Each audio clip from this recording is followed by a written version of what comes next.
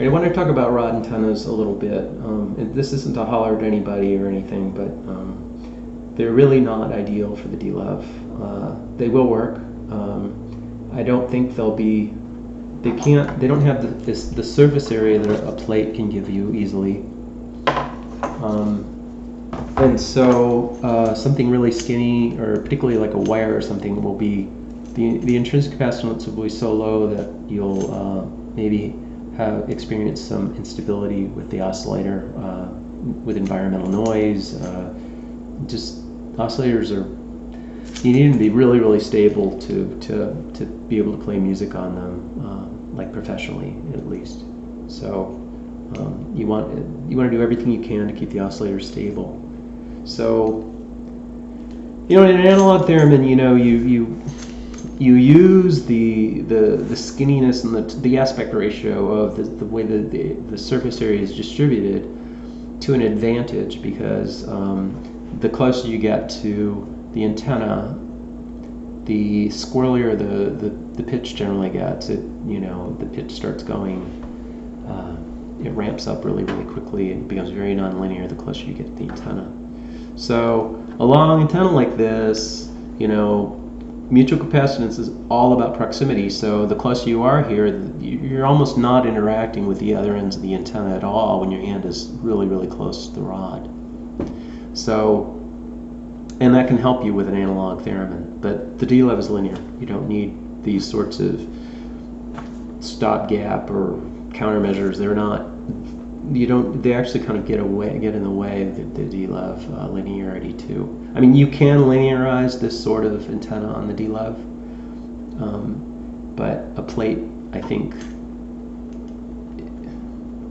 a plate's just going to give you better stability and better interaction at close range, where you really want to be playing the D-Lev.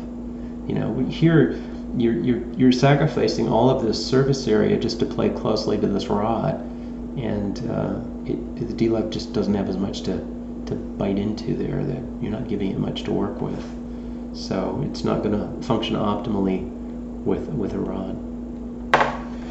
But you can try it and it will work, because Roger says a rod and it works. So, but I'm just letting you know that there could be situations where you got a lot of ground noise, or you got some RF, or I don't know, or there's another theremin nearby. And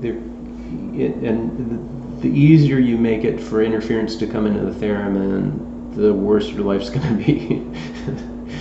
And I think you want to do everything you can for the theremin to help it do what it's supposed to do. It's an extremely sensitive instrument. You're measuring femtofarads, and quickly enough to actually play music and in an extremely polluted electrical environment. So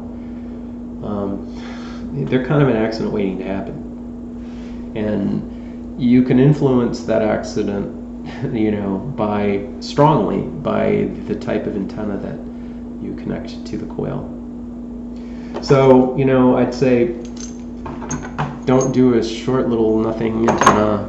If you got to do a skinny rod, make it long. But I don't know, it's very suboptimal. I would say first, try to go with something like this, bent back. Make a U out of this, and then you'd end up with something kind of narrow that you're addressing, but it would still have the surface area. Or try a larger diameter rod.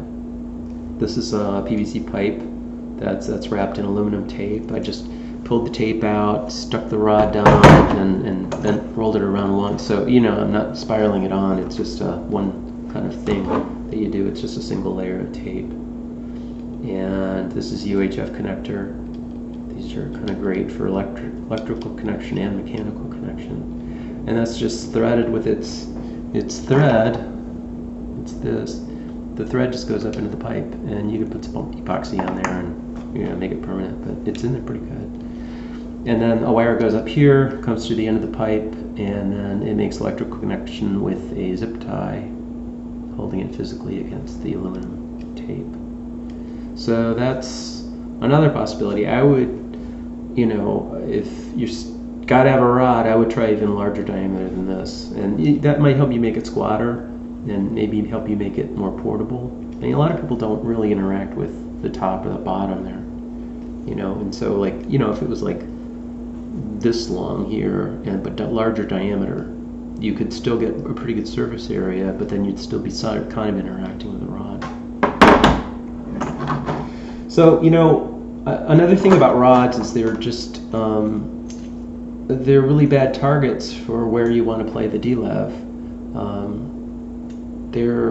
The closer you get to this rod, with an analog theremin, you're just not going to get very close to it because you're going to get all squirrely, right? So I think a lot of people, unfortunately, avoid the near field because on an analog theremin, it's just crazy, and your fingering techniques don't work, and you got to adapt to it. And some people go off to the side and trying to make up, it's like, and then you got to really worry about. I would think, I don't know because I don't play this way. I would think you'd have to really, really worry about where the side of your hand is, and so then you're back at this like really worrying about really tight tolerances in terms of positioning your hand, and not just at the antenna, but off to one side.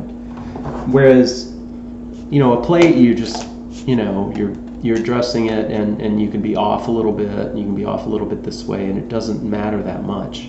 So it's less of a targeting problem. You can pay a lot less attention to a plate when you're playing it. You don't really have to look at it like watch like a hawk, like you do a rod when you get very near it. And the thing is with the theremin, with the D-Lev, you can play extremely close to the plate. So that means you can play extremely close to the rod. So even though it's easy to target vertically, it's extremely difficult the closer you get to it to target it horizontally. So I think just from a targeting issue, I think the plate wins every time, especially in the area that you want to be playing the D-Lev in. So that's my sales pitch for, or anti-sales pitch, I guess I should say, for the rods. Okay.